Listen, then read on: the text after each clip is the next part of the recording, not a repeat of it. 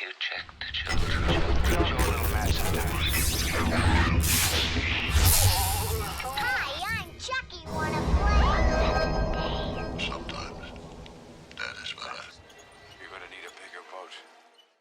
Greetings, Fright fans! Once again, Jaime and Fuego here, and very stoked to be presenting something for the Patreon for none other than Sam Glass, my dude, a constant just supporter in the most immaculate, awesome way of the horror show channel here, and all too often doing stuff that as far as suggestion goes, Cecil is not necessarily into.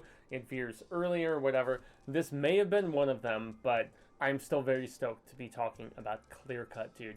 Seriously, Sam, there were a couple films this particular week, if I recall correctly, and I have to double check because of the fact that the Manitou, whatever, I shouldn't say whatever, distinctive, but as far as a Native American sort of base level associated with persecution and the nastiness associated with it, that's been done by people who look like me, which freaking sucks.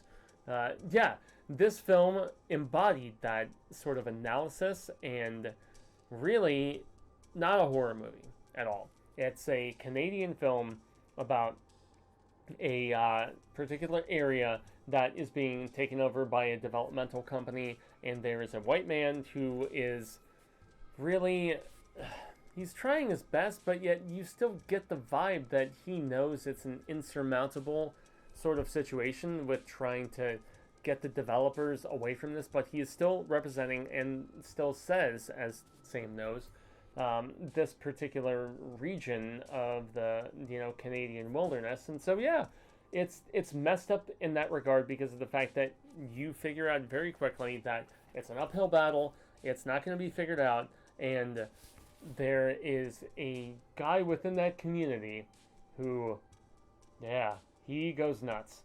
And it's not necessarily like the gasoline being poured on the proverbial fire sort of situation, but it's not too far off, because of the fact that the ire and the aggravation and the irritation and the hatred of this particular character really stems from the missed opportunities from our said Caucasian dude who was there initially trying to make sure that this development does not transpire and that the homeland of these people up in Canada is not destroyed.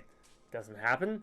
He says he's going to appeal, blah, blah, blah, but he also says passingly that he would like to, kill the guys and so on and so forth, and that's where this other character, who is very obviously on edge, takes into consideration what he said, and it just rolls from there, man. From a sonic standpoint, very well, just recorded, I guess, from, there's no, overbearing score that really adds a lot of, prevalence or whatever, but, from a cinematography and also from a sonic standpoint, with the, sound,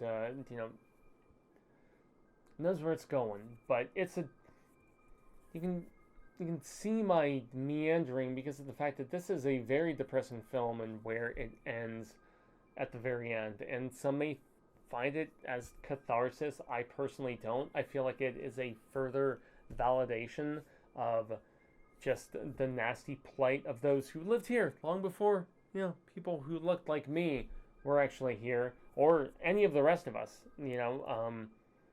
And then there's others who are like, oh, granted, they walk down from the ice bridges, up north and whatever. Who cares? It doesn't, they were here before us. It's like whoever staked claim before, those who look like me who came over here. So it's a difficult film to really criticize, classify, all that different stuff. But I still enjoy it and find it very cathartic, especially with the psychedelic element.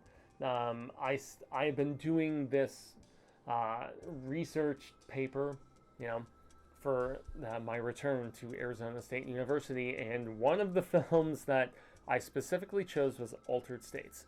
And this film echoes Altered States in a lot of its psychedelic aspects, despite being released like over a decade afterwards. So that's something to think about. But it's still very cathartically coalesces and has some similar DNA, which is good. But Clearcut, guys, it's a vicious watch, and I think that's why with some of Sam Glass's, shout out to him once again, he is very much challenging us, myself included, as the people, me, Cecil, Robert, and everything, but the crew that he is challenging with these sort of films. It's incredibly intriguing, and it's opening up my eyes to a lot of things that are also in synchronicity with the class that I'm taking right now with my return to college, which is a sci-fi and culture class. And there's nothing science fiction about Clearcut, but it is most definitely of the spiritualistic standpoint. And the fact that these two guys, this white guy who is defending and is like half-assing it, and then the Native American who wants to really go for it, and basically sell off his own life and, just cut it out. The fact that there is still, even in the final shot, without spoiling, a camaraderie between the two of them. They're feeling each other. They really are. There's a lot to like about this film. There's also a lot to be unsettled by. And so for that reason, especially since it's not like readily available or anything upon the streaming contingents, I would say that Clearcut is a tough one to recommend. And I'm going to leave it at that. So I extend the grande gracias. I've been Jaime Fuego. You can find more on all social media sectors: Twitter, Instagram, Facebook, here on YouTube. And yes, until the next time, Fright fans, remember, stay scared.